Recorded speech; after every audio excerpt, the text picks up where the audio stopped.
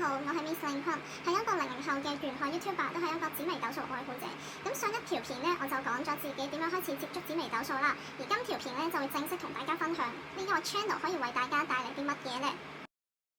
首先，呢一個 channel 最主要嘅目的就係想幫一啲對紫微斗數有興趣嘅初學者，一步一步用最簡單最快嘅方式去理解呢一個 system 啦。咁我都知好多人對紫微斗數呢個範疇嘅知識好有興趣嘅，但係一打開書就會覺得話成堆飛星、三合、四化等等嘅知識好亂好深啦。但係我相信就算係自學都係有方法嘅，所以我就想由自己為例子去教大家點樣由零基礎開始去自學學識紫微斗數，同埋都令大家可以睇得明自己同身邊朋友嘅命盤，且借住呢一門知識真正揾到自己嘅人生方向。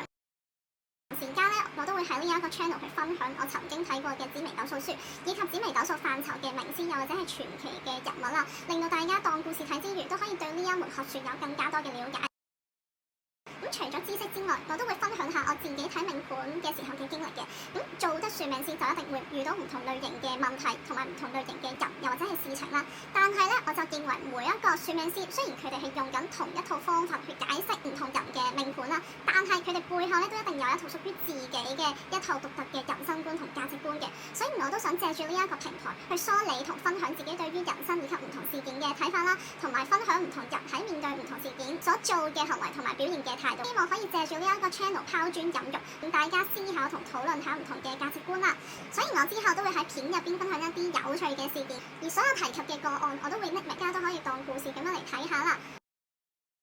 最後我都想分享下自己對於紫微斗數嘅理解。多人覺得一個算命師如果可以推測到過去嘅事件，以及預測到未來嘅事件，咁應該理所當然係一個命定論嘅支持者啦。咁其實喺我嘅理解之中，我就一直覺得命其實唔係命中注定嘅，都唔係天生就一定定死咗。咁如果要比喻嘅話，我就會覺得命盤就好似天氣預報，去話俾大家聽，可能喺某一個時間段大概會發生咩事情。就好似假設話今日天文台話70%嘅機率會落雨，但係最尾會唔會真係落雨，又或者係我哋會唔會俾雨淋濕呢？咁呢個都取決於當日嘅天氣、濕度啊，又或者係風向等等嘅因素，同埋都取決於我哋嗰一日有冇大遮啦。所以就算命盤上邊顯示某一日可能會發生某件事，無論八字、紫微斗數，又或者係塔羅等等嘅算命工具都好，我哋都講求形象呢樣嘢。所以有時某件事情冇發生到，其實都唔代表某一種算命工具，又或者係某個算命師唔準好，但係因為當時嘅某啲事情發生咗，破咗當日嘅罪。當然，咁呢一個又係一個好宏大嘅話題，之後再同大家詳細講解啦。總括而言，我覺得與其